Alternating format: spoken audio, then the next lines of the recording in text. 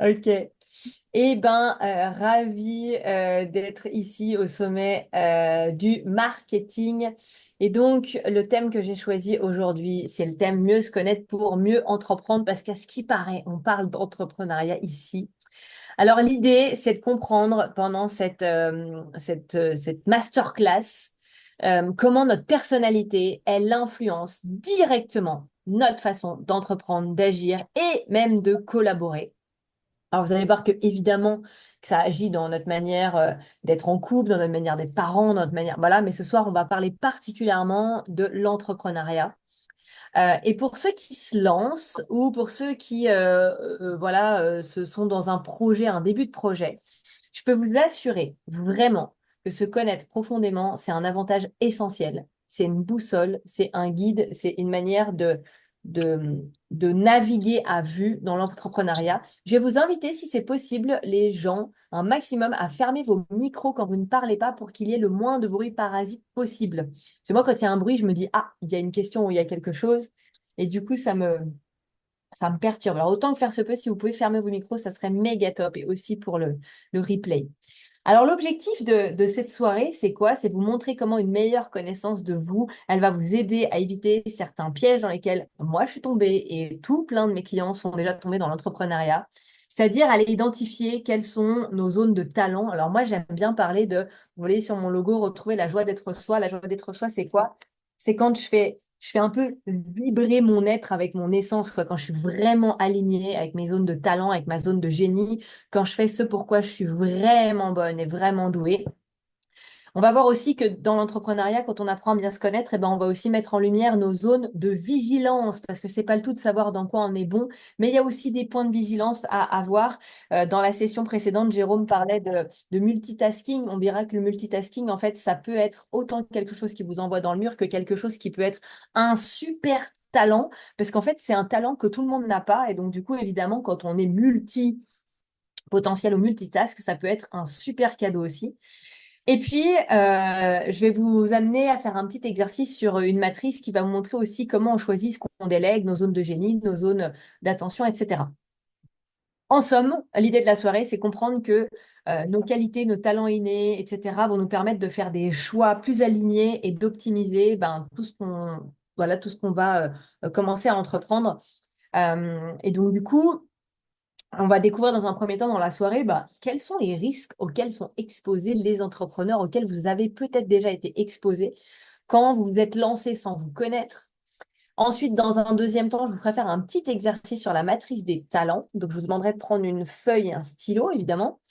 Et puis, enfin, je vais vous présenter différents profils entrepreneuriaux qui sont inspirés, évidemment, des types de l'énéagramme. Je reviendrai aussi sur qu'est-ce que l'énéagramme, puisque c'est mon sujet de prédilection avec des exemples concrets. Et donc, pour ce faire, j'ai choisi à chaque fois des modèles, des figures qui sont connues, parce que moi, j'aime bien reconnecter les gens à ce qu'ils ont de bon en eux, à nos belles qualités, à notre essence. Et donc, pour ça, j'ai choisi des modèles de réussite dans le monde pour vous donner un peu pour illustrer ces modèles-là.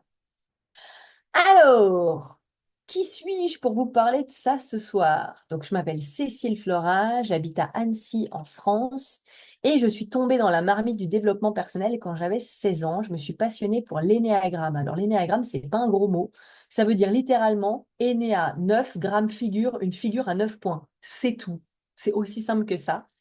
Et en fait, c'est un outil qui cartographie les familles de personnalités. Et moi, ça m'a fascinée parce que je me suis dit, waouh!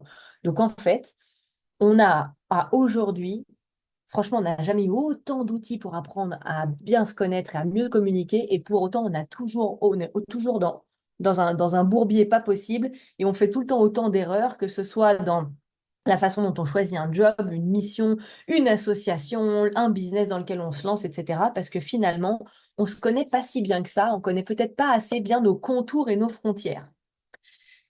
Et partant de là, je me suis passionnée pour cet outil. J'ai navigué longtemps dans les ressources humaines, dans des grosses sociétés, jusqu'à ce qu'il y a 5 ans, je décide de monter ma structure parce que je me suis dit, OK, en entreprise, il y a beaucoup de boulot, il y a beaucoup de choses à faire. Donc, c'est pour ça qu'aujourd'hui, je fais de la cohésion d'équipe en entreprise avec des outils comme le profil Nova, le disque que vous avez vu hier avec Monsieur Mollet, j'ai oublié son prénom.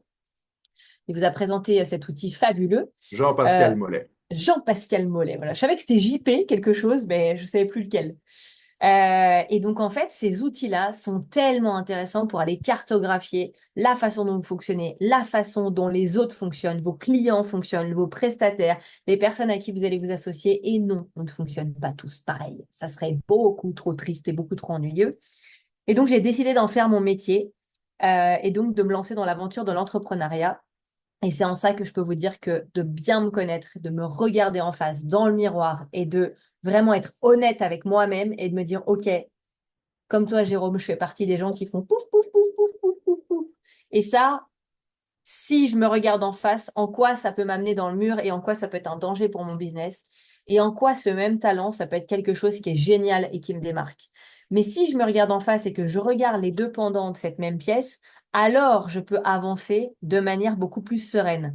C'est un petit peu comme prendre conscience du véhicule qu'on conduit. Si je sais que j'ai une Ferrari, mais que je ne sais pas quelle essence je mets dedans et que je mets du diesel, il se peut que je doive la pousser dans les descentes et dans les montées.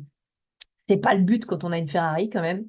Et donc l'idée, c'est si vous voulez pousser votre véhicule au maximum de sa puissance, il y a un moment donné, il va falloir vraiment vous regarder dans le miroir et dire, OK, de quel bois je suis fait, quelles sont mes limites et où est-ce que je vais, comment j'y vais.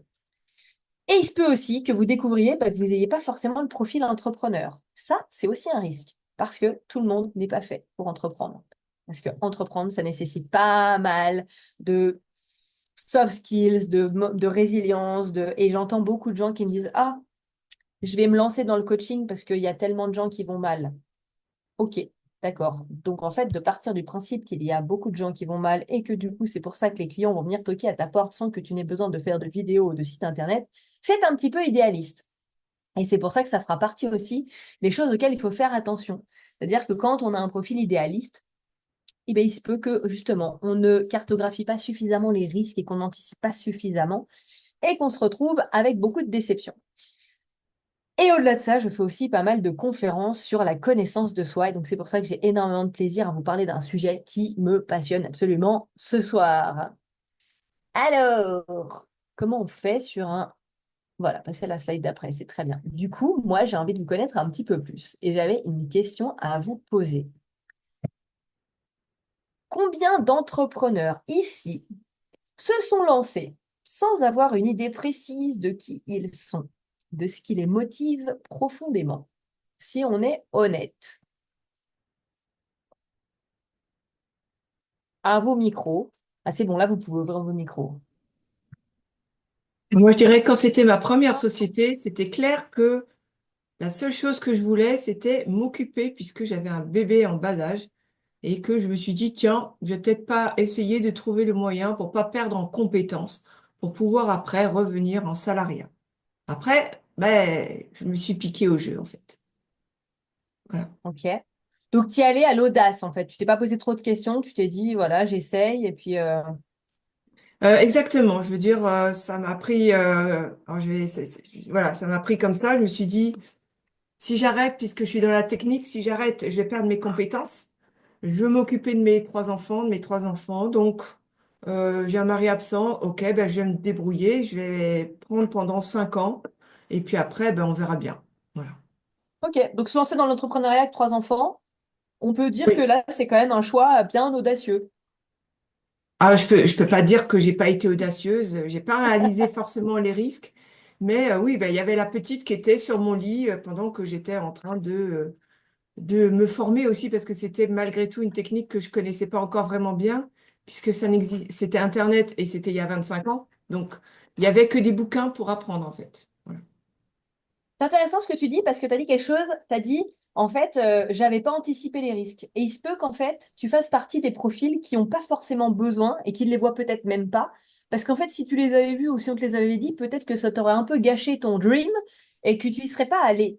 C'est en fait, tu vois, ça fait partie. Il y a des entrepreneurs, on verra plus tard, je parlerai des types d'entrepreneurs, mais on a des entrepreneurs qui sont très prudents, des fois un peu trop. Puis on a des entrepreneurs qui sont axés sur la dopamine en mode excitation de challenge et puis qui ne se posent pas toutes les questions. Puis parfois, ils auraient peut-être fallu qu'ils s'en posent un petit peu, mais voilà, ils vont apprendre par l'expérience parce que ce sont des expérientiels et en fait, les deux peuvent aboutir à une réussite, mais on va voir qu'en fait, s'ils doivent collaborer, ça peut potentiellement coincer parce qu'ils vont avoir des modes de fonctionnement très différents. Est-ce qu'il y en a d'autres parmi vous qui se sont lancés sans avoir une idée précise de qui ils étaient, de ce qui les motivait, de... Moi, j'ai toujours été entrepreneur. Pendant 30 ans, j'ai eu mon cabinet de kinésithérapie. Et quand j'ai fermé, j'ai basculé sur le coaching et la vente directe. Donc, en fait, de savoir qui j'étais profondément, j'ai été que 3 ans salariée dans ma vie, ça a été les pires de ma vie. Donc, j'ai toujours su profondément que j'étais une entrepreneur. Par contre, c'est la motivation. Ce qui me motivait profondément à un moment, qui était vraiment d'être un maillon de la chaîne de réparation des corps humains, c'est vraiment ça. Quand j'ai fermé mon cabinet, là, je suis rentrée dans une longue période de flou. Et de temps en temps, j'ai des éclairs où je me dis, c'est bon, j'ai ma motivation. Et de temps en temps, elle redescend. Et là, je suis dans une période où je retrouve une forte motivation puisque je souhaite aider mes enfants vraiment dans leur projet d'immobilier. Et ça, c'est Ok. quelque chose qui me tient vraiment à cœur. Je pense que la deuxième partie de la question, sur la motivation profonde, c'est quelque chose qui évolue avec le temps et qui se retravaille beaucoup et presque régulièrement, quoi. Enfin, c'est mon avis. Ouais. Souvent, les entrepreneurs, ils vont se lancer dans l'entrepreneuriat, je sais pas ce que tu en penses, Jérôme, mais avec ce truc de ça va être la liberté. Et puis, il s'avère qu'il y a pas mal d'entrepreneurs que j'ai autour de moi, en fait, qui se créent une prison dorée. Ouais, Et vous me dites, hein, les Canadiens, si j'utilise des expressions françaises où ça vous fait capoter parce que vous les comprenez pas, je les traduis, hein. Alors, ça marche. Non, il y a beaucoup de, moi, je remarque aussi qu'il y a beaucoup de gens qui se lancent dans l'entrepreneuriat parce qu'ils pensent tous que c'est succès assuré, fortune rapide, gros hôtel, gros yacht, la grosse vie et puis tout ça, mais ils sont pas prêts, ils n'ont pas pris en compte tous les problèmes, les embûches, les heures de travail et puis ce que ça nécessite vraiment d'être entrepreneur. Ils pensent juste, dans le fond, aux rêves qu'on leur vend sur, disons, les médias sociaux. Et la réalité est bien souvent différente. complètement. Voilà. Ouais, Tiens, complètement. Razmik, quelque chose à dire? Vas-y, Razmig. Oui, bonjour. Alors, un Hello. sujet très intéressant. Moi, ça a été complètement différent. Moi, j'ai fait le choix de la liberté d'opérer à ma manière au lieu d'être contraint par une structure que quelqu'un d'autre avait montée. Donc, moi, j'ai fait le choix que j'étais prêt à faire un sacrifice, peu importe quel qu'il soit, pour avoir cette liberté d'opérer, trouver ma façon de amener de la valeur au marché. Ouais. Ok. Et du coup, dans quelle mesure Alors, tu avais l'impression c'est de un bien peu te différent. connaître?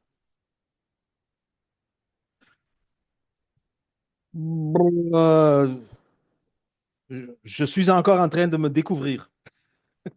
Ah, ben l'entrepreneuriat est un Non, bon moyen de se découvrir et découvrir ses limites.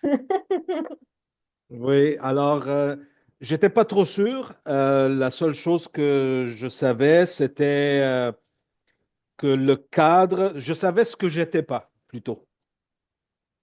J'étais pas fait pour être cadré dans une structure Ouais, d'entreprise traditionnelle. C'est tout ce que je savais. ok. Alors, je suis parti à la recherche de qu'est-ce que c'était pour moi. Je vous ai fait une petite liste de ce que j'ai entendu ces dernières années. Parce qu'en fait, j'ai entendu beaucoup d'entrepreneurs qui se sont lancés dans des projets sans vraiment bien se connaître. Et voilà ce que j'ai noté un petit peu dans ce qui pouvait arriver. Et sentez-vous libre de noter dans les commentaires. Alors, j'inviterai, s'il y en a qui peuvent me lire les commentaires, ça serait cool. Mais en gros, voilà ce que j'ai noté en priorité. Clairement, le numéro un, c'est les mauvaises associations. Parce que choisir des associés qui partagent notre vision, mais pas forcément notre rythme de travail, notre façon de gérer le risque ou nos valeurs, ça peut vite être une source de conflit. Et j'ai vu tellement de gens qui ont coulé leur boîte parce qu'ils ont choisi un associé de manière complètement, c'est un pote, c'est mon frère, c'est je ne sais qui, et qui ne sont pas posé la question. C'est un peu comme on part pas en vacances avec n'importe qui, et ben c'est pareil dans un business. Je ne sais pas comment c'est au Canada, mais en France, il y a cette histoire de 50-50, 49-51 qui fait qu'à un moment donné, vous êtes de toute façon les deux dans la sauce quand ça se passe pas très bien. Et ça, c'est la première chose. Et avec des outils tels que l'énéagramme ou tels que le disque qui a été proposé hier, dont je suis aussi grande fan, notamment dans le milieu de l'entreprise, ou encore le MBTI, pour ceux qui connaissent MBTI, vous dites peut-être mon anglophone, Ce sont des outils qui sont absolument géniaux pour justement non seulement apprendre à vous connaître, quelles sont vos limites et du coup, comment je choisis un associé qui va peut-être venir arriver en complément. Si je suis quelqu'un de très créatif, outsider, etc., bah, peut-être que d'avoir quelqu'un qui va ramener un peu plus de prudence, un peu plus de méthode, un peu plus de rigueur, ça va être très important. Quand je parle d'un associé, ça peut être aussi une assistante, ça peut être aussi un partenaire avec lequel vous allez travailler. Mon gros. Et ça, c'est extrêmement important. Il y a des micros qui s'ouvrent avec des petits bruits parasites. C'est bien, ça rythme le live. J'essaye de gérer au Réglé. mieux, hein, mais c'est pas toujours Non, mais pas de évident. souci. J'ai cru que c'était le Père Noël parce que j'ai entendu ho ho ho. Je me suis dit non, c'est encore pas l'heure. Euh, Par ensuite, rapport à ce que tu viens de dire, il y a effectivement Christine qui valide que effectivement, c'était une mauvaise association au départ. ouais. Et ça, par exemple, il y a des outils moi, que j'adore utiliser, qu'on va utiliser dans le recrutement, par exemple pour aider des entreprises à recruter, des chefs d'entreprise, pour dire, bah, voilà, quel type de profil vous cherchez. Vous avez besoin qu'en fait la personne, elle se lève pour quelle raison le matin, quel est quoi comme comportement, est-ce que vous cherchez quelqu'un de très analytique, est-ce que vous cherchez quelqu'un de prudent, est-ce que vous cherchez... Et il y a des outils pour ça, pour aider les entrepreneurs à trouver des gens avec qui ils vont pouvoir s'associer, avoir des associations gagnantes et non d'un chien. Il y aurait tellement de temps de gagner avec ça parce que c'est vraiment... Et puis, je vois beaucoup de désillusions, beaucoup de gens après qui sont déçus qui du coup vont faire les choses seuls, alors qu'en fin de compte, c'est juste qu'il y a eu des mauvaises expériences d'association, un petit peu comme dans le couple en fait. Je ne m'occupe pas des couples, je précise. Et non, il n'y a pas de profil compatible ou incompatible, parce que j'anticipe la question qu'on me pose tout le temps. Ça serait bien trop triste si c'était ça. Ensuite, la deuxième chose que j'ai remarqué, c'est l'épuisement personnel, c'est-à-dire que pas identifier ses propres limites peut entraîner un surinvestissement dans certains domaines et du coup une perte d'énergie et une perte de motivation.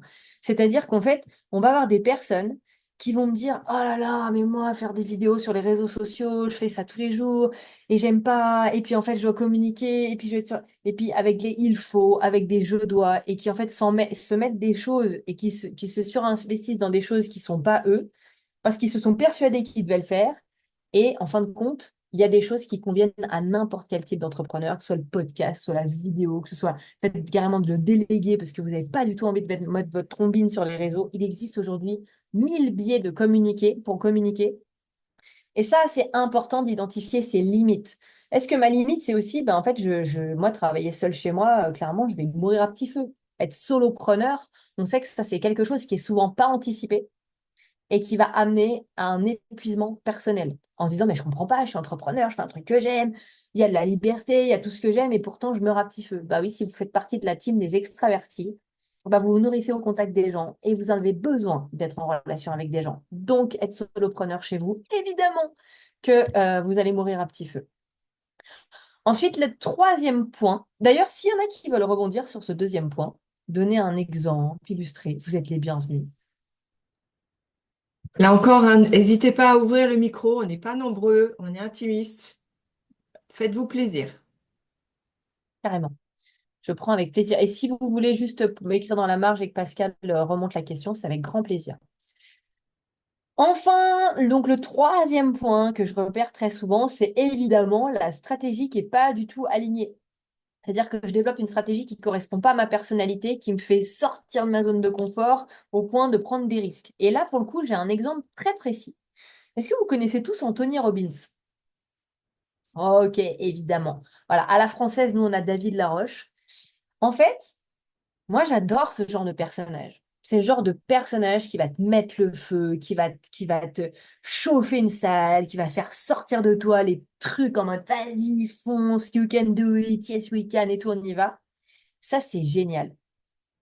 Sauf que si vous, à l'intérieur, vous n'avez pas un petit peu de ce feu-là, que vous n'êtes pas fait de ce bois-là, il se peut qu'en fait, sous le feu de l'action, quand vous êtes complètement allumé comme un lampadaire, vous vous disiez, oh là là, mais je me sens capable, parce qu'avec l'effet collectif, etc., vous vous sentez complètement enflammé. Et en fin de compte, une fois retourné chez vous, bah, vous avez du mal à le rallumer, en fait, ce réverbère.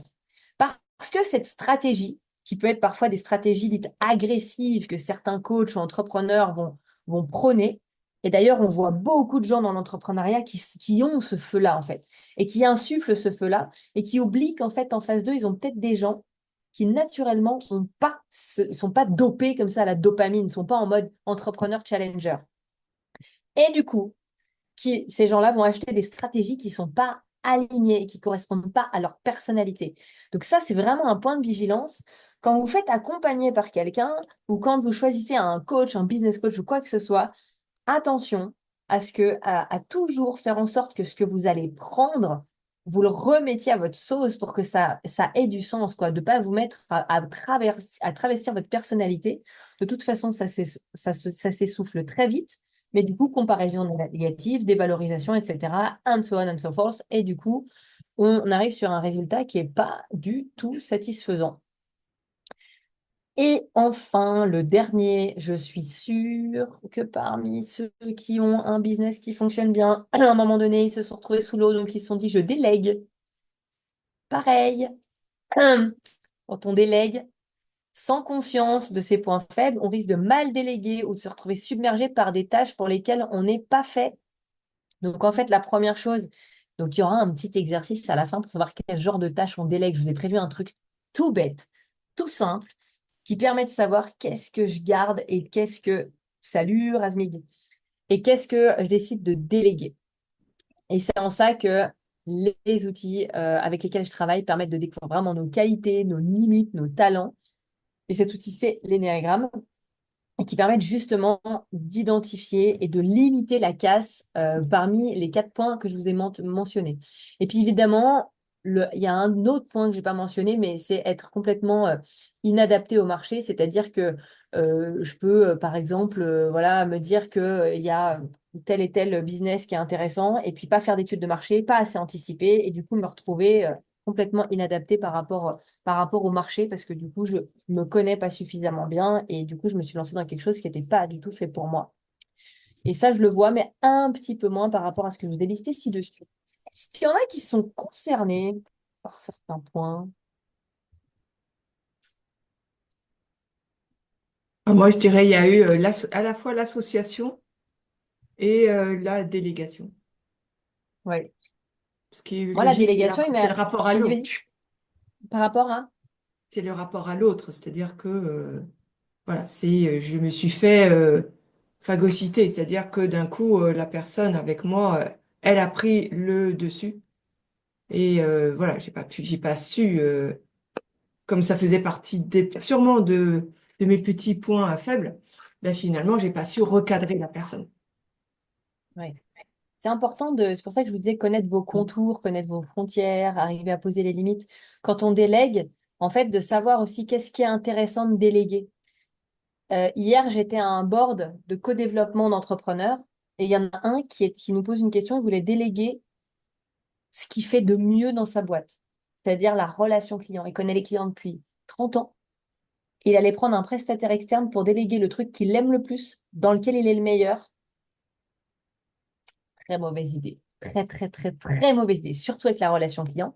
Les clients adorent avoir au téléphone quelqu'un qu'ils connaissent très, très bien. Et du coup, c'est intéressant de voir que même quand on est dans l'entrepreneuriat depuis longtemps, donc c'est quelqu'un qui brasse des millions, il allait commettre une erreur. Donc là, c'était le but du board, en fait, qu'on lui dise, ah, papa, attention, parce que justement, c'est des erreurs que plusieurs personnes peuvent avoir fait par le passé. Et du coup, c'est en ça que c'est hyper intéressant de savoir que, et pour le coup, lui, c'est un entrepreneur qui ne sait pas forcément prendre du recul. Et du coup, vu qu'il a tellement la tête dans le guidon, qu'il est tellement la tête dans plein de trucs, qu'il n'avait même pas pensé à ce truc-là, qui était tellement évident pour les autres.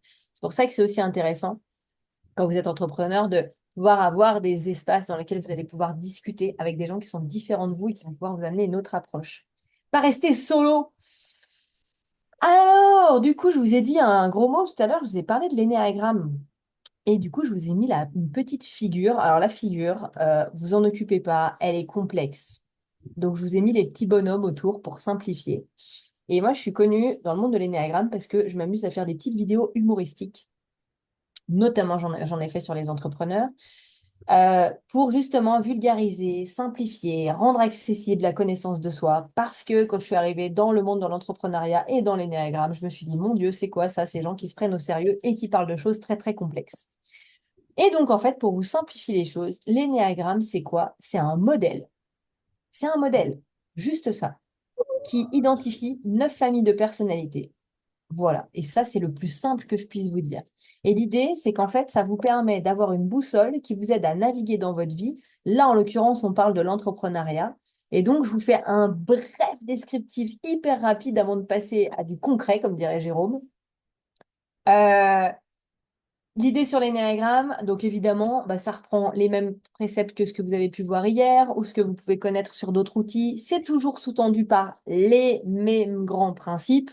On a évidemment l'entrepreneur qui serait plutôt perfectionniste, qui cherche l'excellence, la rigueur, qui a le souci du détail. Donc ça, c'est le bonnet blanc, c'est le 1. Et donc lui, il a du mal à déléguer parce qu'évidemment, il a un peu control freak. On a notre entrepreneur, donc le 2, le rose, l'aidant, qui a axé sur le soutien, la satisfaction des besoins, qui crée une entreprise orientée vers l'humain, vers le service. Bah, lui, il a du mal à poser ses limites, évidemment. Et puis, il peut vite s'épuiser parce qu'il va avoir du mal à dire non, puis du mal à fixer ses prix. Je pense que ça va te parler, Jérôme, ça, les gens qui ne savent pas fixer un prix ou qui vont faire du gratuit parce que bah, forcément, c'est un service. Alors, du coup, bah, voilà, en même temps, bon, bah, ça leur a fait plaisir. Donc, ouais, voilà, il n'y a pas forcément besoin de mettre un prix. Donc, on voit qu'en fait, ouais, sur le court terme, ça tient. Après, bah, on paye pas le loyer, on paye pas le loyer juste avec des sourires. Enfin, je crois peut-être pas, en tout cas pas en France, je sais pas au Canada. C'est assez Ensuite, on a, universel, ça, en général, là. Ensuite, on a l'entrepreneur. Alors lui, pour le coup, on va le retrouver beaucoup, beaucoup dans les profils entrepreneurs. C'est le bonnet jaune, c'est le 3. C'est le performeur, c'est celui qui pousse à l'innovation, au succès visible. Il a une vision de l'entrepreneuriat orientée objectif, efficacité. Mais pour le coup, il doit veiller à rester authentique parce que sur les réseaux sociaux, justement, c'est celui qui pourra avoir le travers de ne partager que l'aspect sympa de l'entrepreneuriat et seulement le côté joli. Euh, Ensuite, on a l'entrepreneur. Alors, on l'appelle l'artiste dans l'énéagramme. C'est celui qui va apporter, donc c'est le bonnet vert, le 4, une sensibilité, une forte créativité dans les projets. Il va chercher à se démarquer, à exprimer une vision authentique. Et du coup, lui, il doit faire attention à ne pas être trop en dehors des clous et en dehors de ce qui se fait, parce qu'il va avoir une petite tendance rêveur et idéaliste. Ensuite, on a l'entrepreneur. Je pourrais même vous lister des personnalités connues, mais souvent, elles ne sont pas forcément bien connotées selon qui on est, donc j'évite. Voilà, mais je le ferai un peu par la suite. Il y a souvent des gens qui sont controversés. Je voulais vous donner l'exemple de Bill Gates pour le type 5, mais je sais que c'est assez controversé. C'est pour l'idée de montrer que c'est des gens qui ont une forte capacité d'analyse, qui vont créer des entreprises basées sur la recherche, sur l'expertise, sur l'innovation. C'est des gens qui savent prendre du recul et qui vont avoir beaucoup plus de mal avec le fait de s'impliquer, de partager, mais c'est des gens qui ont vraiment cette grande capacité d'être experts, observateurs et de prendre du recul. Ensuite, le bonnet bleu, le bonnet 6, bah, c'est l'entrepreneur prudent. Il est orienté sur la sécurité. Lui, en fait, il aime bien les projets stables, les projets fiables et il aime la gestion du risque. J'en ai rencontré un ce week-end, il m'a dit, c'est toujours l'évaluation des risques. On analyse, on anticipe, j'ai besoin d'être rassuré. Et du coup, parfois, il peut se laisser freiner dans sa prise de décision parce qu'il n'est jamais assez sûr. Et un de ses petits défauts, c'est d'aller demander souvent l'avis de Pierre, Paul, Jacques et de pas suffisamment passer à l'action.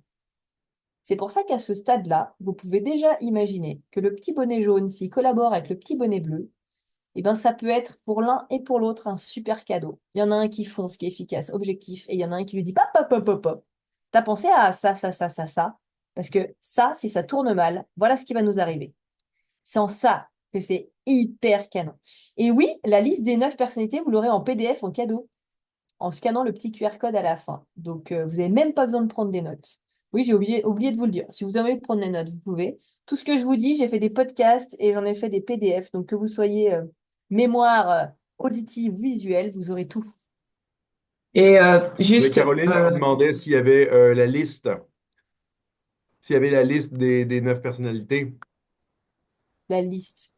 Je peux vous le mettre dans le chat si vous voulez. OK. Ouais. Là, moi, quand je comprenais la liste, c'était est-ce qu'il y en avait qui voulaient prendre des... Hop, attends, je te le mets là. Tac, j'ai fait une petite note pour ça. Et Tac, attention, n'oubliez ça pas, va. vous allez avoir tout dans Ouais, vous allez avoir tout, mais je peux vous le WhatsApp, mettre hein, avec au grand sommet en plaisir. plus. Ben, si c'est plus loin dans la présentation, on peut peut-être attendre, là, mais c'est juste Oui. que j'ai. Non, non, non. Après, je vous ai donné des exemples concrets et le petit exercice. Là, c'était juste pour faire le tour. D'accord, d'accord. Et enfin, les deux derniers, on a évidemment, alors celui-là, l'entrepreneur visionnaire. Celui-là, c'est notre foufou sur l'énéagramme, le orange. C'est celui qui aime bien, qui est attiré par tout ce qui est nouveau. Alors lui, il a le syndrome. Jérôme, est-ce que tu connais ça, de la lune de miel? C'est Martin Latulipe qui en parle comme ça, le gars de chez vous. OK. Il dit en fait, ça c'est eux. En fait, ils sont tellement excités dans les débuts de projet qu'ils adorent en fait vivre ces lunes de miel, sauf que ça s'essouffle très vite parce qu'ils adorent les débuts. Ils adorent l'effet brainstorming, l'effet ah c'est nouveau, c'est génial. Par contre, c'est pas les meilleurs pour aller jusqu'au bout du projet. Et donc du coup, c'est pour ça qu'on appelle ça l'effet lune de miel. Et lui, il a la tendance à la dispersion et elle a du mal à rester concentré et avoir une énergie constante. Enfin, celui qui sourit pas, là, le bonnet rouge, lui, c'est le fonceur, c'est le gars qui est déterminé, il va créer des projets ambitieux, il est fort, il est confiant. Parfois, il peut manquer un peu de tact. Et en fait, c'est quelqu'un qui est hyper persévérant, hyper entreprenant, mais qui doit développer un petit peu sa souplesse et son écoute. Et enfin, le dernier dans l'énéagramme, c'est le 9. C'est celui qui va chercher de la stabilité, de l'harmonie, qui va valoriser un climat de travail qui est sain, qui est inclusif, et qui va avoir du mal à se lancer. À l'inverse du petit bonnet orange, celui-là, c'est celui qui va être un peu comme une boule de bowling. Il va avoir du mal parce qu'il a beaucoup dans la procrastination. Il va avoir du mal à dissocier ce qui est urgent de ce qui est important. Donc, il prend un peu les choses comme ça vient. Et il se peut que du coup, les choses prennent beaucoup de temps, alors qu'une fois qu'il est lancé, c'est un vrai coureur de fou. Voilà pour le tour de nos entrepreneurs. C'est pour vous montrer qu'en fait, chacun à notre manière, on a les capacités de pouvoir entreprendre. Il n'y a pas des profils qui sont plus entrepreneurs que d'autres. On va évidemment retrouver majoritairement trois profils dans des projets ambitieux, mais d'une manière générale, tout le monde peut entreprendre. C'est juste que si on se regarde en face, c'est important de connaître, alors c'est peut-être une expression française ça, mais les trous qu'il y a dans la raquette. En gros, là où ça peut potentiellement pêcher. Et du coup, là où je vais devoir avoir une zone d'attention. Alors, pour illustrer ça, je vous ai pris des personnages connus. C'est les trois types d'entrepreneurs qu'on rencontre le plus souvent. Donc, les entrepreneurs challengers, les entrepreneurs outsiders et les entrepreneurs prudents. Et je voulais voir avec vous, selon vous, est-ce qu'il y en a parmi vous qui font partie des entrepreneurs challengers? Et je vous ai mis une photo d'Oprah Winfrey parce que selon moi, elle incarne magnifiquement bien l'entrepreneur challenger. Est-ce qu'il y en a parmi vous? Et je vais définir ce que c'est. Alors déjà, par exemple, le sommet du marketing fait partie de projets qu'on va retrouver souvent dans les mains des entrepreneurs challengers qui se sont dit, Ouais. vas-y, c'est bon, ça passe. Simon dit oui, il est dans les challengers. Ah bah oui, ah bah Simon, oui, oui, oui, oui, oui, je pense carrément. Et donc en fait, ce qui est intéressant, c'est qu'en fait, on va retrouver un pattern assez commun chez les entrepreneurs challengers. C'est souvent le truc de je suis parti de rien, quoi. On prend l'exemple d'Oprah Winfrey. Elle a démarré avec peu de moyens dans une société qui donnait pas facilement la voix aux femmes et encore moins aux femmes afro-américaines. Et en dépit de ça, elle a proposé son propre talk show tourné autour des thèmes de la transformation personnelle, de l'inspiration, de la justice sociale, etc. Les entrepreneurs challengers, ils n'ont pas froid aux yeux. Quel que soit ce qu'on leur dit, ça pourrait même être une source d'excitation. Quand on leur dit pas cap, ou quand on leur dit genre toi tu vas faire ça, toi tu vas faire le sommet du marketing, ouais. Ah ouais, en moins de 2 mois, ouais, bien sûr, ouais. Et du coup, en fait, ça vient un peu challenger en mode non, mais attends, t'as pas vu de quoi je suis capable. Et donc, il y a vraiment ce truc de dopamine. Et donc, on sait que ça, c'est des personnes qui vont avoir une vision très audacieuse, une forte caractéristique d'influence, une capacité à vraiment transformer l'adversité et à Jérôme le boss. Alors, je n'ai pas dit que tu étais là-dedans. En tout cas, ce que je sais, c'est que de ce que j'ai observé, au vu de tout ce qui se passe dans l'organisation d'un sommet, si on n'a pas un petit peu de challenger à l'intérieur de soi, Oui, je pense qu'il y en a quand même un petit peu, là. un petit peu. Donc pour Oui, ceux qui Audrey qui y participe est très, très challenger aussi. Ouais, je sais plus, je sais que parfois quand on participe à des sommets, il y en a qui font un peu la course à se dire ouais et tout, et en fait ça c'est hyper challenger quoi, le côté pas cap, le côté allez on y va, on se challenge. Et donc évidemment, ça fait partie des gens qui vont kiffer les défis, qui vont kiffer se surpasser, ça va être tellement important, ce sont des gens qui vont être des leaders naturels, qui vont avoir une grande énergie. Par exemple, Anthony Robbins, on est sur un entrepreneur challenger complètement qui vont vous parler de mindset, d'objectifs, d'efficacité, qui vont oser entreprendre des projets ambitieux. Pourquoi? Parce qu'en fait, ils ont un fort besoin d'accomplissement. Ça pourrait être quoi la limite d'un entrepreneur challenger s'il y en a parmi vous? Ça m'intéresse. Le perfectionnisme, je pense. Ouais. Hmm. Alors, je l'aurais pas mis chez Moi, j'aurais ceux-là, dit la mais pourquoi pas? structure. Ouais. Plutôt Stop. la structure, parce qu'au contraire, en tout cas, si moi je m'identifie un petit peu comme ça, je dis au contraire, tu te lances, tu fonces, tu rentres dans le tas, mais tu oublies de regarder, de penser aux détails là, qui sont à côté. Là. Donc, Ah. Vous avez vu sur l'écran, La j'ai mis perte de l'entreprise. sens. La Ouais. perte de sens. Alors là, tu es sur la conséquence. Tu as même anticipé. Mais tu vois, Jérôme, tu dis, ouais, en fait, il a peut-être pas anticipé. Tiens donc, c'est drôle. Ce qui est complètement à l'opposé de l'entrepreneur prudent. oui, C'est ce que je vous disais tout à l'heure. Et c'est pour ça que à chaque fois, je vous ai mis des modèles de réussite pour vous montrer que c'est pas parce que on est challenger. Alors, dans les challengers, il y en a aussi qui se sont plantés. Mais quand on est challenger et qu'on se plante, ça sert pour c'est une étape vers la réussite. Il y a systématiquement ce truc de on avance et on y va et on grandit et on va encore plus haut. Et il y a vraiment ce truc. L'entrepreneur challenger, c'est vraiment celui qui a la fibre entrepreneuriale comme si c'était vraiment, ça coule dans ses veines, quoi. C'est assez classique. Ah oui, ne pas oublier le repos, avancer et réfléchir après. C'est un défaut de l'entrepreneur challenger, clairement. De dire, vas-y, on lance, je sais pas quoi, la conférence avec 150 personnes, et puis après se dire, oh la vache, purée, dans quoi je me suis embarquée. Et en même temps, ces personnes-là, s'ils réfléchissaient bien dans quoi ils se sont embarqués, c'est peut-être ce qui ferait baisser en fait le niveau d'excitation et de dopamine. Mais effectivement, les limites, ça peut être ça. Ça peut être aussi des gens qu'on peut percevoir parfois pour l'environnement, ça peut être des gens un peu trop directifs. Parce que trop orientés sur l'objectif, trop orientés sur toujours faire des choses. Alors Simon, ça tombe bien parce que tu dis, moi je suis entrepreneur challenger, mais du coup, t'es coach en gestion du temps. Donc du coup, peut-être finalement que tu as trouvé un équilibre là-dedans.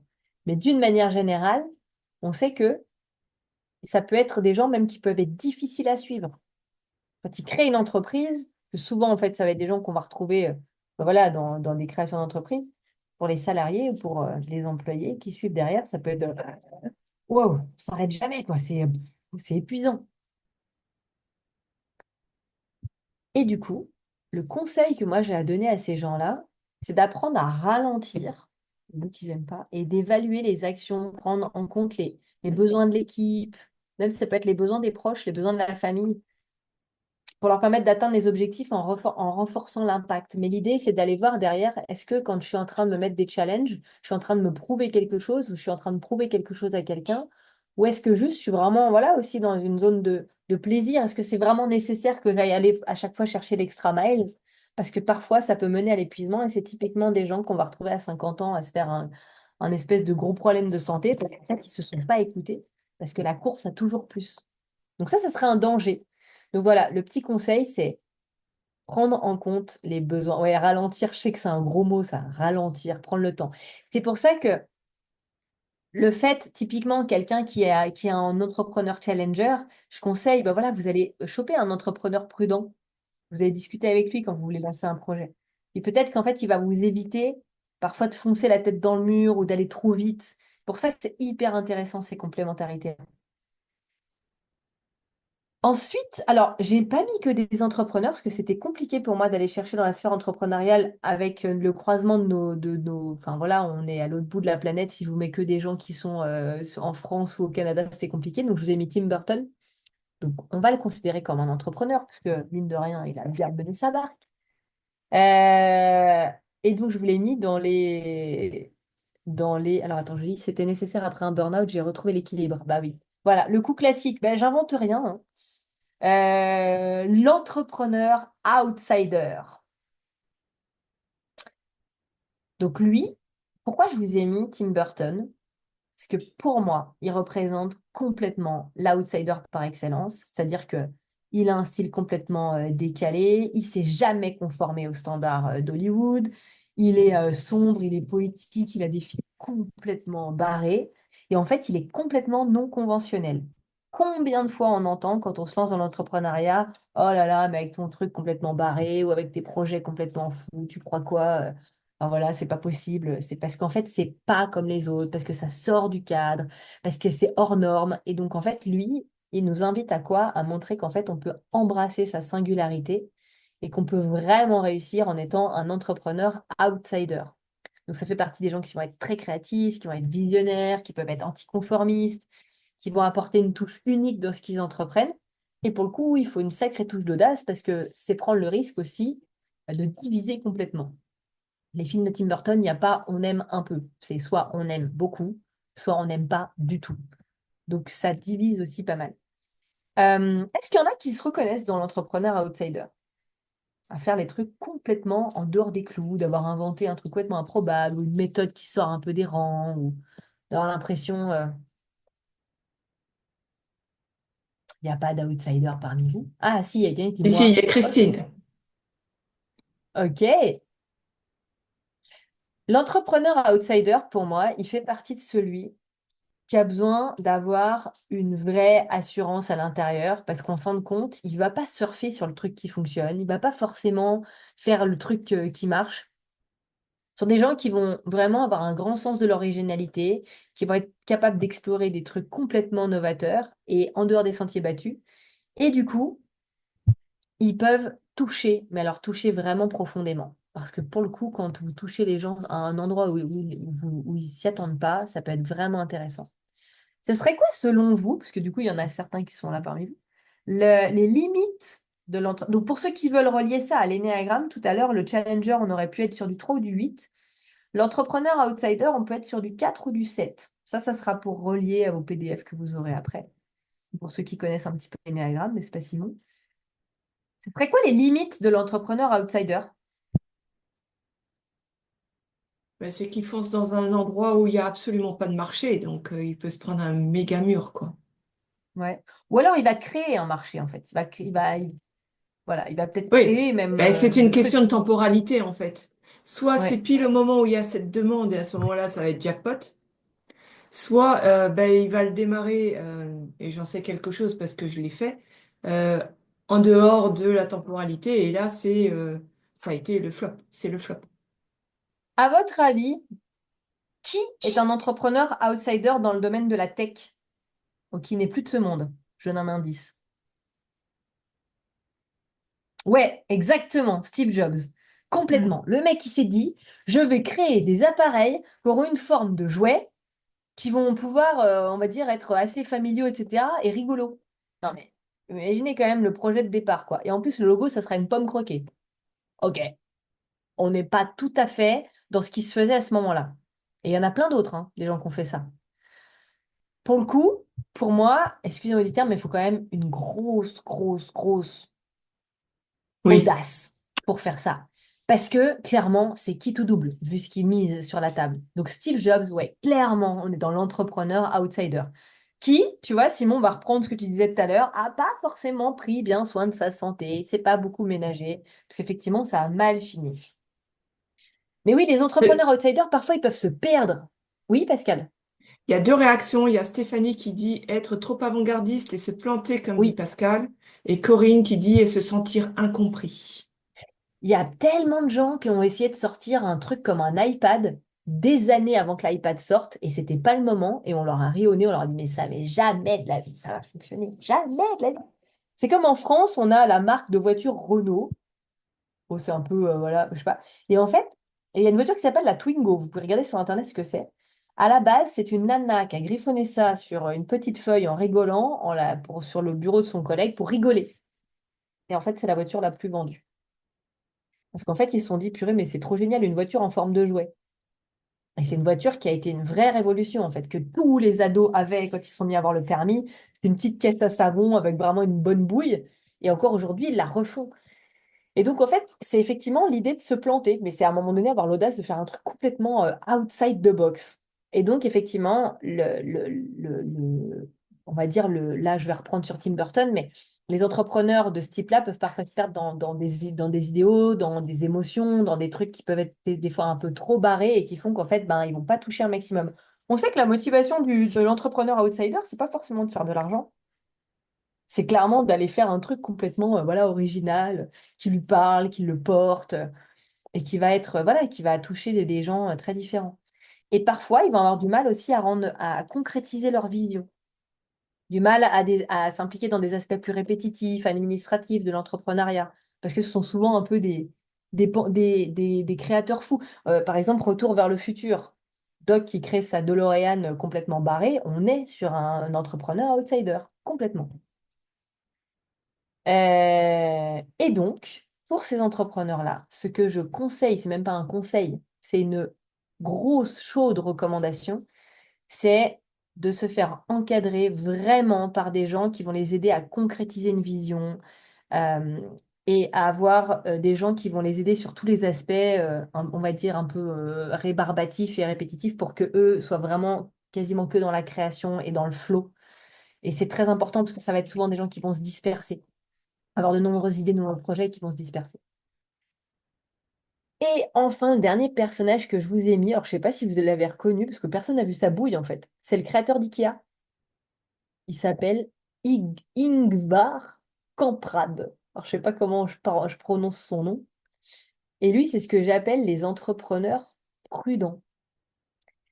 Et donc, en fait, lui, il a eu une approche ultra prudente, ultra frugale. Et en fait, il a eu des méthodes dès le début, des méthodes de gestion très rigoureuses. Il a fait attention aux détails. Il a toujours favorisé vraiment les pratiques économiques, réinvesti dans l'entreprise plutôt que se lancer dans des projets risqués ou coûteux. On verra que c'est complètement l'inverse d'un Marc Simoncini qui est très connu, en tout cas dans le milieu francophone, qui a créé des centaines de milliers de boîtes, qui s'est impliqué dans plein de trucs. Lui, il a été prévoyant, etc. Pas trop de risques. Il y en a un autre aussi, c'est Warren Buffett, qui a toujours dit quand on joue avec l'argent, on ne prend pas de risque. Bon, après, avec les millions qu'il avait, il pouvait se permettre de dire qu'il n'y avait pas de risque. Pour lui, c'était peut-être pas trop des risques non plus. Mais c'est pour vous dire que les entrepreneurs prudents, est-ce qu'il y en a d'ailleurs qui se reconnaissent parmi vous, les entrepreneurs prudents? C'est les gens méthodiques, qui font attention, qui réfléchissent avant de passer à l'action, qui vont poser les choses, qui sont rigoureux, qui vont préférer la sécurité. Ils vont préférer la sécurité parce qu'en fin de compte, ils vont avoir du mal à s'impliquer si c'est pas ceinture-bretelle. Vous l'avez cette expression au Canada? Ceinture-bretelle?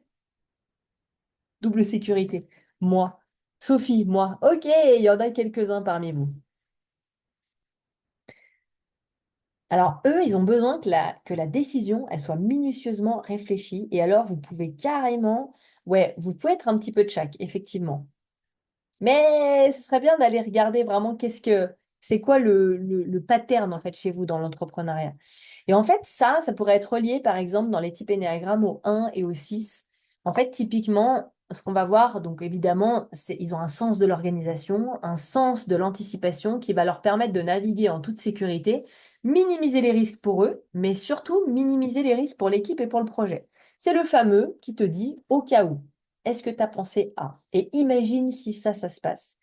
Par exemple, si on a un entrepreneur comme ça dans le sommet du marketing, il serait peut-être allé voir Jérôme en disant oui, alors est-ce que tu as pensé si le jour, par exemple, si le lundi on commence, il y a un bug Canva, du coup, est-ce qu'il faudrait peut-être pas dire à tous les entrepreneurs qui téléchargent leur présentation avant, parce que ça peut arriver. Et donc, il a anticipé tous ces trucs-là, il l'a téléchargé, il en a même téléchargé un double.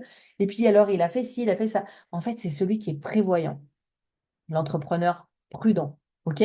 Oui, mais ça, c'était déjà demandé et ils n'avaient pas fait leur présentation avant. Ah, Donc ça, je ne porte pas le chapeau pour ça. non, je ne te faisais pas porter le chapeau. Je disais juste que l'entrepreneur prévoyant, lui, ça lui serait pas arrivé de se retrouver sur Canva avec un bug parce qu'il a anticipé potentiellement le bug de Canva. Et il a anticipé aussi que potentiellement si le lien Zoom, etc., alors du coup, il va pouvoir faire ça, ça, ça, ça, ça. Et donc, on sait que l'entrepreneur prévoyant, il est rigoureux, il a des méthodes fiables, il est engagé dans des solutions solides. Ouais, et alors ça peut être aussi l'avocat du diable, exactement. Et je crois que dans le sommet, personne n'est dans le prudent, je crois. Si, Morgan qui passe après. Lui, c'est l'entrepreneur prudent. Il est prudent challenger. Je parlais dans les organisateurs. Ah, Pardon. dans les organisateurs. Ah bah oui, mais pour organiser un truc pareil, il faut être challenger, de toute façon. Challenger outsider. Et donc, ça serait quoi les limites d'un entrepreneur prudent, si vous en avez autour de vous?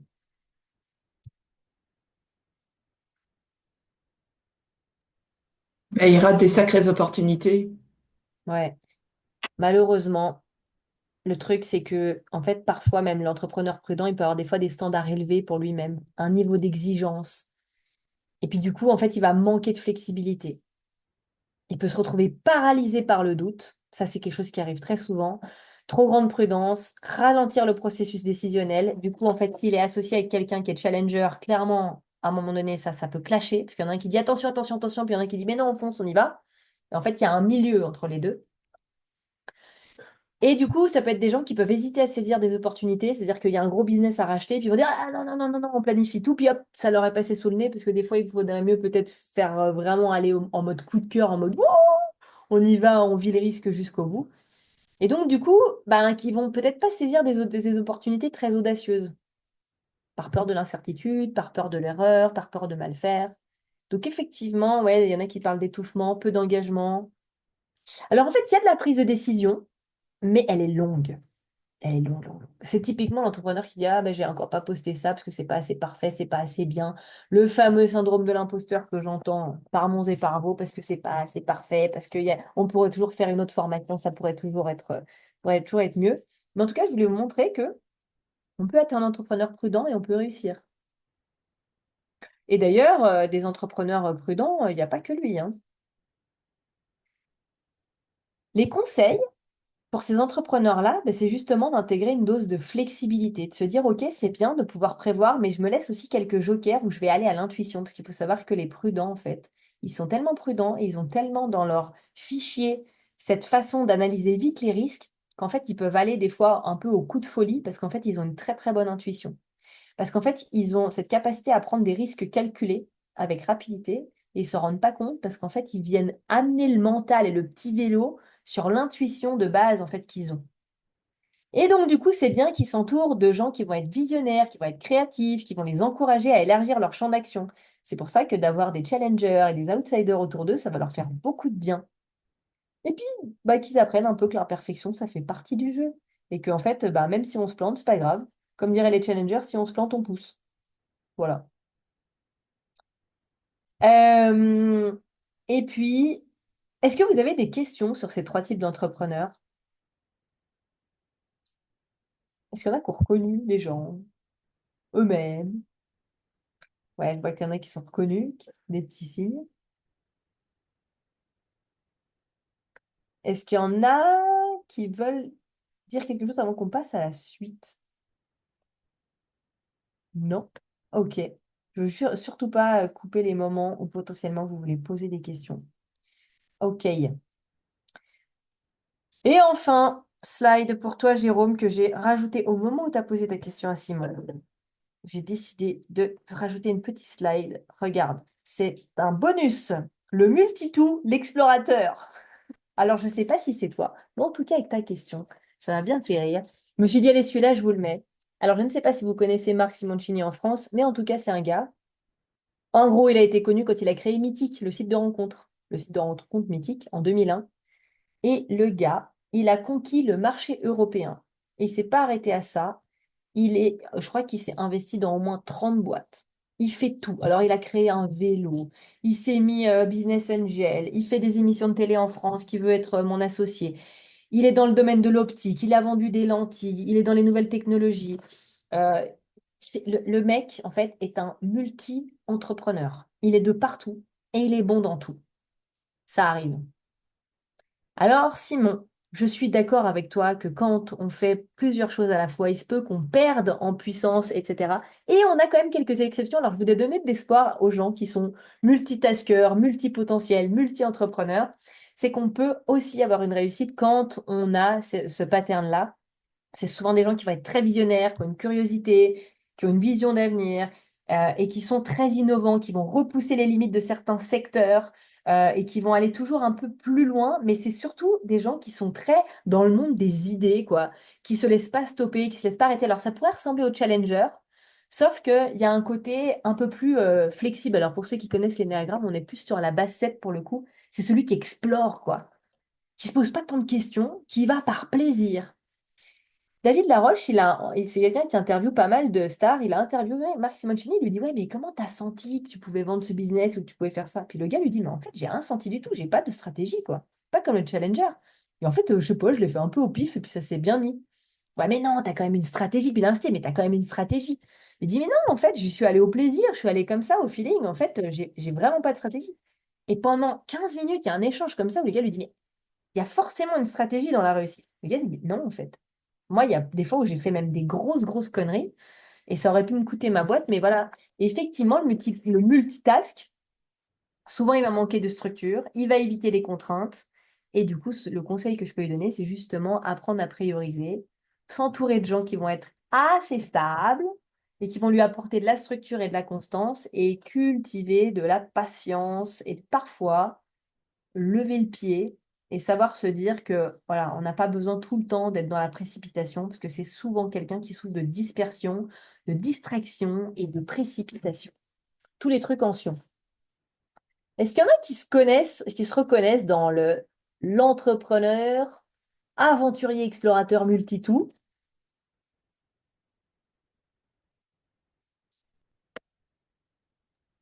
Oui, ben effectivement, moi, ça me correspond un petit peu, ce genre de truc-là. Quand je Il t'ai y a entendu, je me aussi, suis dit, ah non, je suis obligée. il y a aussi Cécile qui malheureusement a une extinction de voix, donc elle ne peut pas s'exprimer. Elle s'exprime par le chat. Ouais, multitou. Multitou. En fait, c'est souvent mal vu et j'ai entendu ce que disait Simon, je trouvais ça intéressant, de dire que bah oui, on disperse l'attention, etc. Et en même temps, à certains niveaux d'entrepreneuriat, il y en a qui peuvent se payer ce luxe-là de ne pas forcément avoir à choisir, d'aller en mode coup de cœur, parce qu'évidemment, bah voilà, l'aspect financier n'est plus un frein. J'invite tout le temps effectivement à recentrer et refocuser, parce qu'on est toujours, moi qui fais de la musique, plus puissant quand on révise un instrument, et bien que quand on essaie d'en apprendre de cinq d'un coup en même temps, c'est valable pour plein de domaines. Néanmoins, je voulais quand même vous montrer et puis des exemples de multi-entrepreneurs, il y en a, Dieu sait qu'il y en a pléthore. Et ça doit aussi vous montrer que voilà, c'est pas du tout un défaut, c'est pas forcément quelque chose qui va vous freiner dans la réussite de votre business. Et donc, on va passer à un petit exercice, parce que tout à l'heure, je vous ai parlé du mot délégué, qui est parfois un gros mot pour certains. Donc, je vais proposer une petite matrice, c'est le temps de prendre un papier et une feuille. Et alors, c'est ce que j'ai appelé la matrice des talents. Et alors, je vais vous proposer un truc, vu que vous êtes tous entrepreneurs,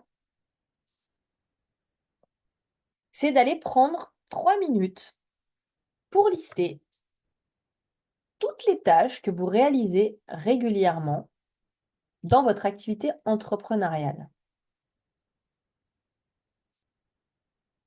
Donc, ça peut être de la plus petite tâche à la plus grosse tâche, déclarer mon URSSAF, déclarer machin, les impôts, faire mes visuels, appeler mes prestataires, peu importe. Et de faire cette liste-là. Prenez 3 minutes pour faire la liste de toutes les tâches que vous réalisez régulièrement dans votre activité d'entrepreneur.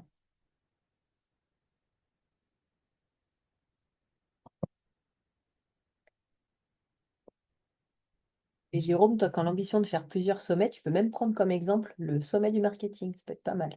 Vous pouvez même être spécifique sur un projet en particulier. Si vous avez un gros projet en ce moment, bah, prenez ce projet par exemple. Parce qu'il suffit à lui-même, dans un gros projet, il y a souvent plein, plein, plein, plein, plein, plein, plein.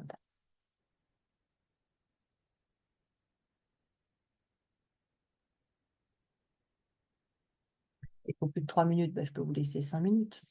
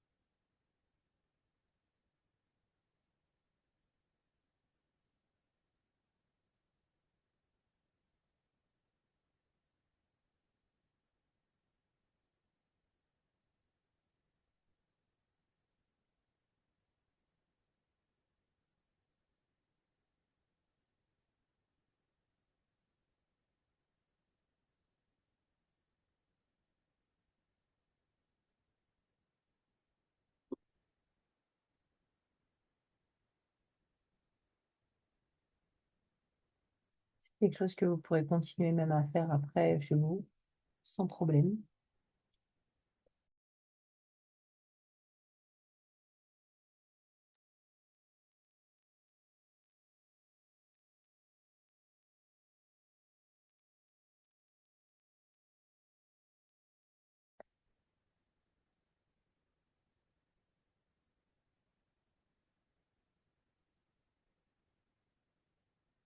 Ah, moi, j'ai pas de souci s'il vous faut plus de 3 minutes, mais l'idée, c'était de pouvoir au moins avancer avec quelques tâches pour vous faire faire l'exercice.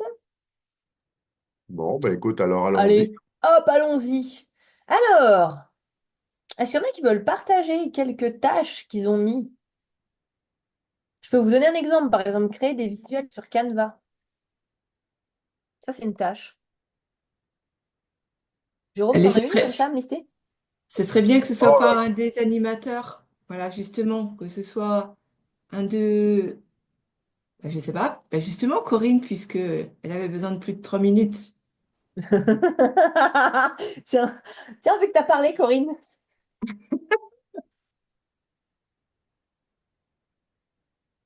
Désolée, hein, je t'ai coupé la parole, Jérôme. Mais voilà, j'aime bien ouais, aussi pas de problème. faire Jérôme, participer il les avait autres. noté ses tâches et tout, paf, il se fait couper la Voilà, parole. et je veux dire, il Je s'est dit, rigole. chouette, ça y est, c'est bon, c'est calé et tout.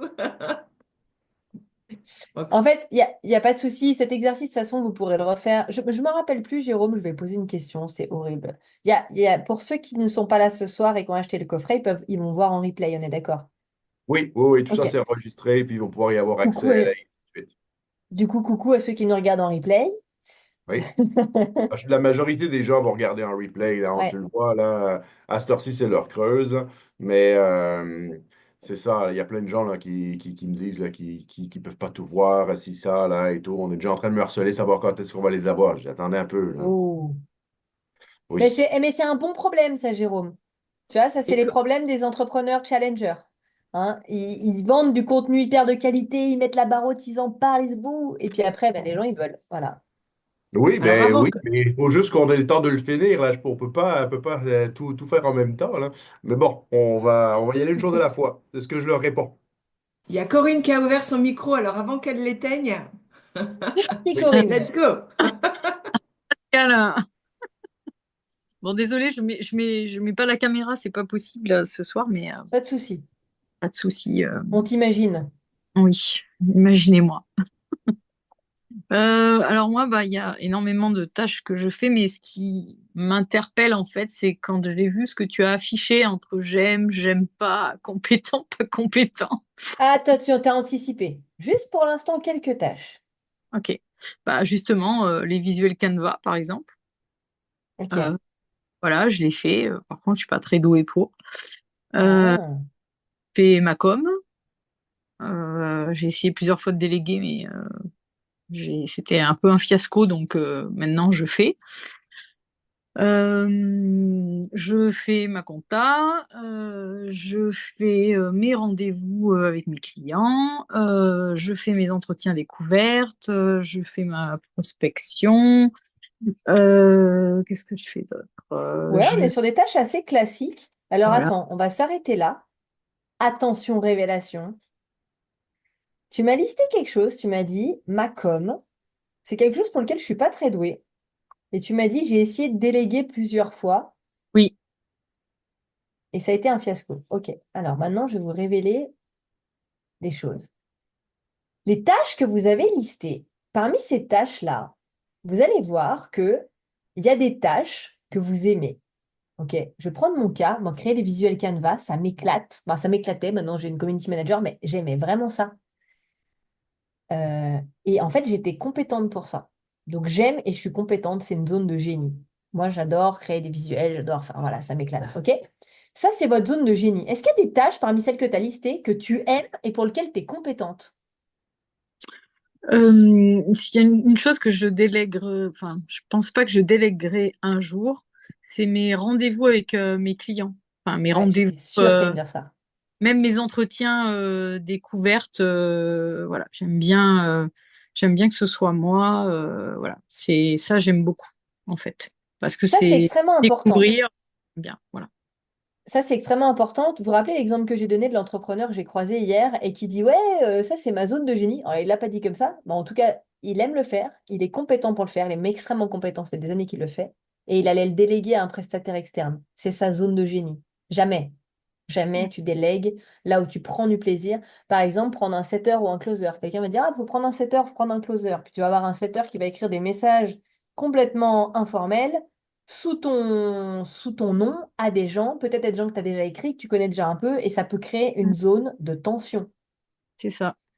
Et donc, alors, setter et closer, j'ai rien contre. Ça va dépendre pour qui. Là, quand tu me dis, bah, en gros, j'aime et je suis compétente dans le fait de faire mes entretiens découvertes, tu le gardes.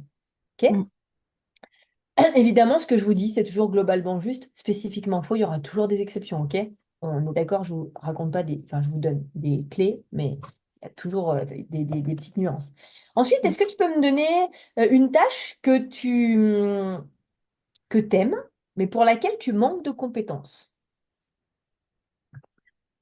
Alors, en fait, je sais même pas si c'est une histoire de compétences. Je dirais que c'est plus le temps qui me manque. Bah, par Ouais. exemple, la communication, je l'ai délégué à plusieurs reprises et à chaque fois, je me le reprends parce que bah, ça ne me va pas, en fait. Donc, les postes que je fais, quand je les fais, j'aime bien les faire. Mais c'est le fait qu'il faut en faire beaucoup plus et que ça, du coup, j'ai pas le temps de le faire. Donc, pour moi, ma com, elle n'est pas aboutie, elle n'est pas faite comme je devrais la faire, en fait. Voilà. Ok. Donc, en fait, ça, tu vois, le j'aime et je manque de compétences. Ben là, en l'occurrence, c'est je manque de temps. Mais ça Mm. pourrait être, du coup, tu vois, c'est la compétence de savoir soit gérer son temps, soit peut-être faire du bench, tu sais, créer en mode one shot en une journée. Tu vois, ça peut être aussi sur un problème d'organisation.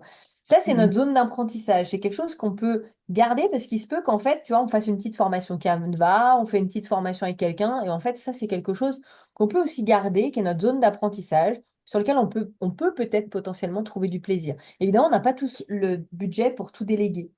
C'est Mm. pour ça que je dis, voilà, ça c'est la zone d'apprentissage. Et il y a plein de choses qui s'apprennent.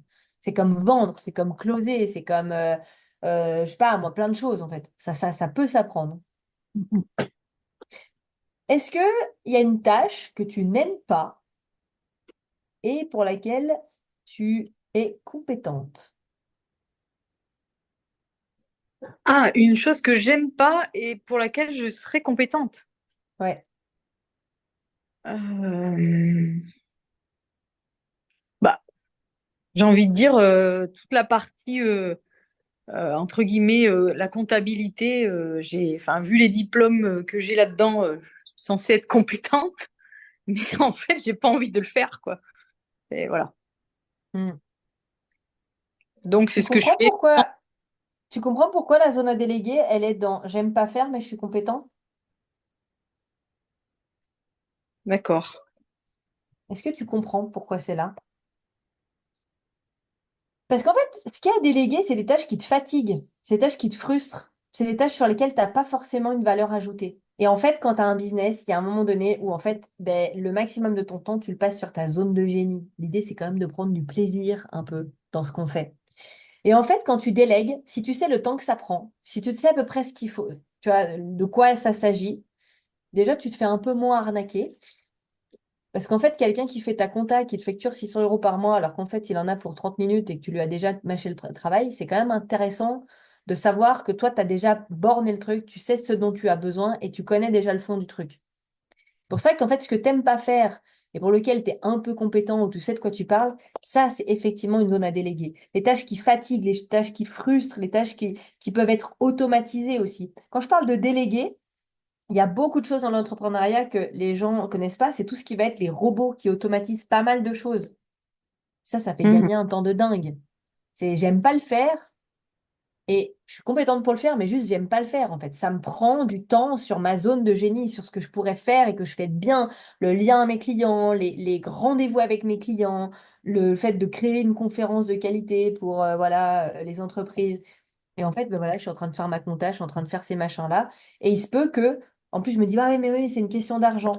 Ouais, mais en fait, si tu regardes et que tu passes beaucoup plus de temps sur ta zone de génie, tu verras qu'il y a un effet boule de neige qui se crée. Bah, c'est l'objectif en fait, hein, parce que ça, j'avais voulu le faire à un instant, enfin, à un moment donné, de lister un peu toutes les tâches et me dire, bon, bah ça, allez, je délègue, je délègue. C'est pour ça que du coup, j'ai délégué toute ma partie technique à Pascal. Voilà, comme ça m'a vraiment libéré, délivré, on va dire. Et du coup, ça m'a libéré du temps. Euh, mais pour autant, enfin, quand on délègue, il y a quand même de la co-création. C'est ce que j'ai compris, en tout cas dans la délégation, c'est que tu peux pas déléguer et dire je m'en occupe pas du tout en fait. C'est Oui, tu délègues, mais tu es quand même là à co-créer quand même les choses, quoi. complètement. Et c'est en ça que je vous rappelais tout le temps que c'est hyper important d'apprendre à se connaître et de connaître vos limites. Si vous êtes un perfectionniste et que vous avez un niveau d'exigence là-haut, et ben alors dans ce cas-là, c'est hyper important de savoir qu'en fait la personne elle fera jamais aussi bien que vous, mais de mettre un cahier des charges minimum sur ce qui est important de faire. Mm. Après, il y a toujours le plus, c'est toujours le raffinement, etc. Mais on sait que les perfectionnistes vont avoir énormément mal à déléguer parce que eux se mettent une pression, ils vont aller dans le détail, quitte parfois à être pas très efficaces parce que justement ils vont au bout du bout du bout du bout du bout. Et ça, c'est un point d'attention parce qu'il y en a qui vont vraiment, mais c'est comme une incapacité à déléguer. Mais c'est pareil dans le couple, hein, avec étendre le linge, avec le truc, ce sera jamais aussi bien fait, etc. Puis du coup, on va trouver des gens qui vont s'épuiser énormément. Mais ça, c'est hyper important de savoir que quand on délègue, c'est pas juste on délègue le truc en mode OK, ben démerde-toi avec ça. C'est OK, maintenant on cadre et on sait aussi ce que ça va nous faire gagner. Et l'idée, c'est vraiment de sentir que quand je délègue, l'univers aime pas le vide, mais par quoi je le remplace et qu'est-ce que je vais avoir plaisir à faire derrière et qui va faire que je vais pouvoir faire grandir mon business, que je vais pouvoir aussi m'éclater, être sur ma zone de génie et vraiment, voilà, prendre beaucoup de plaisir. Je vous en parlais pour l'entrepreneur outsider. Lui, clairement, il est dans sa tête, dans sa bulle, dans ses créations, dans ses machins complètement farfelus. Euh, S'il est pollué par toutes les obligations, etc., il se peut qu'en fait les projets ils aboutissent pas parce que beaucoup moins de plaisir. Il y a des gens qui sont très drivés par le plaisir et du coup clairement l'entrepreneuriat peut être un truc qu'ils vont abandonner tout simplement parce que sans cette matrice, bah, ils peuvent avoir délégué des choses qu'il fallait pas ou et il y a aussi une histoire de quel temps j'investis et est-ce que ce temps-là il est vraiment rentable? Si je prends mon taux horaire, est-ce que c'est vraiment intéressant que je délègue ça ou est-ce que c'est vraiment intéressant que je j'axe mon temps là-dessus sur ma zone de génie?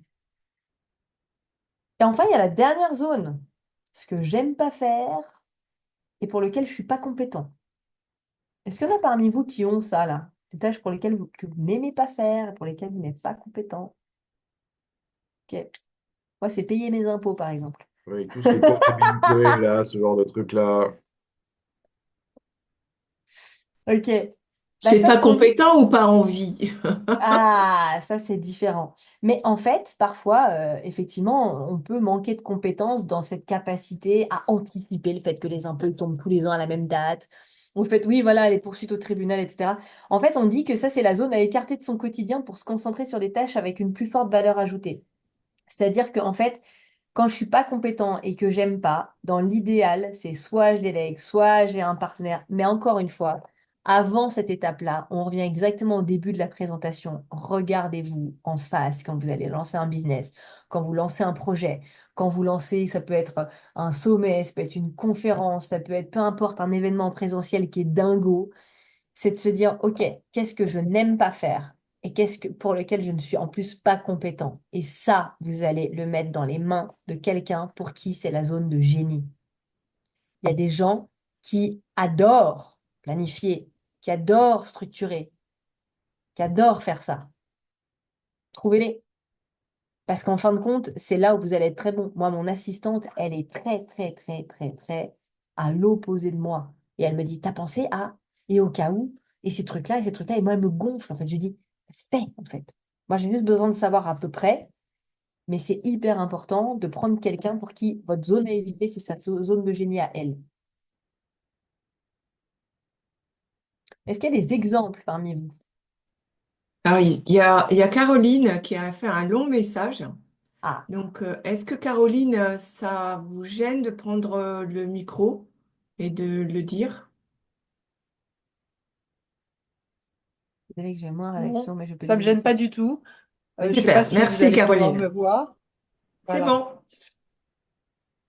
Donc, bon, c'est ça, il y a plein de choses que je suis compétente à faire, mais que je déteste. La facturation est la première, donc je la délègue, mais je révise, évidemment. Je suis compétente à la faire, mais j'aime pas ça.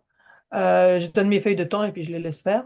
Il y a des logiciels pour ça de toute façon, et puis il y a des gens qui sont qualifiés à faire des rentrées de données, donc voilà. La recherche, j'adore ça, mais et je suis très compétente, mais je délègue parce que bon, manque de temps. Encore là, il faut réviser. On ne peut pas faire autrement. La rédaction, la même chose, j'aime ça, mais on peut avoir des partenaires, d'autres collègues qui font ou nous aident, etc., dépendamment. Euh, il y a plein de choses qu'on fait la gestion, le personnel, enfin, la formation. J'adore suivre des formations. J'en fais peut-être trop.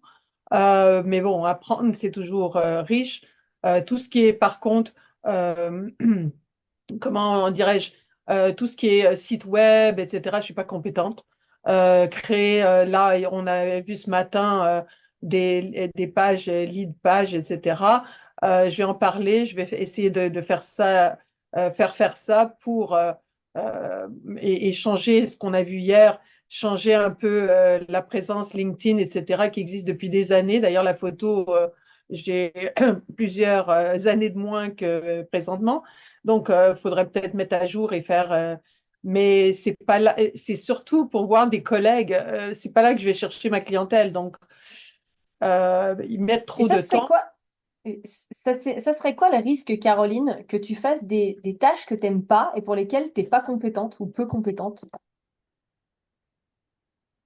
Bah, ça me prendrait le double de temps de quelqu'un qui est compétent, tout simplement. Ouais, et quoi d'autre, si on pousse le curseur un peu plus loin? Par exemple, et c'est si on, c'est des choses où je suis pas compétente, Ouais, et ben c'est un risque professionnel. Si je fais quelque chose que je suis pas compétente, il faut que ouais. je délègue à quelqu'un qui est compétent. Typiquement, ceux qui font leur site internet tout seuls alors qu'ils n'aiment pas pour faire des économies et qui se retrouvent avec un site qui rame, qui sert pas à grand-chose, qui est mal référencé, etc. Mais ils n'ont pas aimé le faire, c'était très compliqué, ils n'étaient pas compétents. Et en fait, j'avoue, parfois, en fait, il y a vraiment ce truc de, ouais, mais ça va me coûter de l'argent. Ouais, mais en fait, t'as pas idée combien ça va te coûter de faire un truc pourri. Parce qu'en fin de compte, ça, on Oui, mais le d'un autre côté, sous-estime. nous on est rendu à notre, oui, nous on est rendu à notre troisième site web. On a toujours payé quelqu'un pour le faire. Et puis, très franchement, je vous dirais que personnellement, je préférais notre premier à notre troisième. Euh, donc, mais en fait, c'est pas parce qu'on l'aime qu'il est efficace. Et puis, quelque part, les gens, c'est une vitrine pour se faire connaître, mais en fait, c'est pas, il doit être fait puisque c'est pas comme ça qu'on va chercher notre clientèle. Et que ça pourrait aller chercher des nouveaux clients. Ça pourrait Complètement. être une façon d'aller chercher des leads, etc. D'où cette formation, d'où ce sommet qui est si intéressant. Mais c'est pas moi qui vais le faire. Ah. Alors, il y aura des Je choses sais que je de suis pas part, compétente. Caroline. Caroline, il y Oh, aura encore des choses, il y aura encore des choses par rapport au site internet, notamment Nelly qui va parler bien du sûr. moi qui vais parler Mm. des tunnels de vente, mais qui fait aussi les sites internet s'il y a nécessité. Je crois, je crois que Jérôme fait des sites internet aussi. Donc en fait, dans le sommet, il y a les compétences pour aussi faire un audit et te permettre aussi de voir qu'est-ce qu'il faut faire aujourd'hui. Est-ce qu'il faut faire un quatrième ou est-ce qu'il faut peut-être juste adapter le troisième? Voilà, juste. Bah, il Est-ce faut que vous... adapter pas mal de choses dans les LinkedIn et peut-être refaire également le site. Ça, il y a beaucoup de choses à faire. J'en parlerai à Jérôme. Ce que Oui, je vous oui. invite, ce que je vous invite là, pour ceux qui sont là, c'est à noter 2 tâches à déléguer dans les prochains mois pour vous libérer du temps pour votre zone de génie. 2 tâches. Et vous pouvez les noter dans le chat. J'ai vos noms, je saurai vous retrouver pour vous demander. Et là, on a l'entrepreneur prudent à ma gauche qui est déjà prêt pour son live de 20 heures. Il est déjà dans l'anticipation, l'entrepreneur prudent. Il a prévu Oui. ça. Et en plus, on est pile à la fin de ta présentation, donc un Tout à fait. timing absolument parfait. Un C'est ça. timing absolument parfait. Mais je savais que j'avais un entrepreneur à cheval sur les timings à côté de moi et qu'en Ah plus, je oui, voulais ben c'est pour préserver ça, ma ça relation de couple. c'est ça, il y a plusieurs enjeux d'après ce que j'ai compris. Tout à fait. Du coup, les petits rappels, les petits fondamentaux, réfléchir aux aspects de votre personnalité et de votre parcours qui influencent directement vos décisions entrepreneuriales. Est-ce que je suis un cheval fou et en fait, je mériterais de temps en temps peut-être de tirer un peu sur les rênes ou est-ce qu'au contraire, je suis parfois un peu trop outsider, un peu trop idéaliste et ça me demanderait parfois de ramener un peu de réalisme dans tout ça. Voilà, réfléchissez à ce qu'on s'est dit. Reprenez la matrice des talents, recentrez-vous sur ce qui fait votre force. Listez-moi 2 choses que vous allez déléguer dans les mois qui viennent et qui vous permettront de vous concentrer sur votre zone de génie. Moi, je crois que c'est les meilleures choses que j'ai fait quand je me suis lancée dans l'entrepreneuriat. Au début, j'avais pas une thune, j'ai pris une community manager en me disant ça va marcher en fait. Je vais. Et en fait, j'ai jamais regretté. Il y a des fois, c'était dur de la payer, mais je me disais non, en fait, c'est son talent, c'est son métier. On va pas sur Instagram si on maîtrise pas Instagram. Et je peux vous assurer que des fois, c'est un peu challengeant mais c'est tellement important et de garder du temps pour ce que vous faites bien. Et puis expérimentez ce que vous avez appris aujourd'hui, que ce soit avec moi, que ce soit avec tous les autres, et ce qui fonctionne le mieux dans votre quotidien professionnel. Il est 20h02. Ça va, Morgane, tu me laisses encore une minute? Oui, il a dit oui. Et voilà. Et du coup, je vous ai fait une petite slide avec je réponds à vos questions. Évidemment, ce sera des questions express parce qu'il nous reste peu de temps. Mais vous savez que vous pouvez me retrouver du coup sur les réseaux sociaux sous Cécile Flora Enneagram, sur tous les réseaux, Facebook, LinkedIn, Instagram. Et avec plaisir, je réponds pour ceux qui nous regardent en replay, pour ceux qui étaient là ce soir, à toutes les questions. C'est court, 1h30, c'est intense. Et donc voilà, je peux évidemment pas tout vous raconter en 1h30. Et le petit cadeau pour ceux qui ont participé au sommet, 15% sur la formation en ligne qui démarre en février sur les 9 dynamiques de l'énéagramme. Mieux se connaître pour mieux communiquer et pour mieux s'aimer. C'est d'ailleurs aussi le thème des podcasts.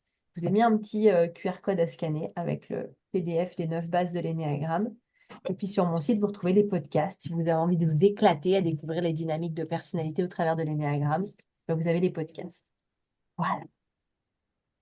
Bon, ben merci Cécile, c'était intéressant.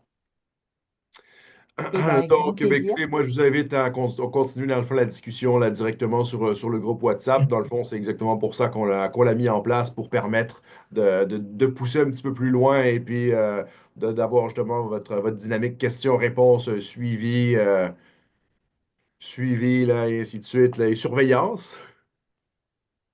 Et puis aussi, ce Donc, qu'on a prévu, hein, c'est pour tous les inscrits, qu'ils soient VIP ou pas, il y aura la liste on vous remettra une page avec la liste de tous les intervenants, avec leurs coordonnées et la thématique de leur formation.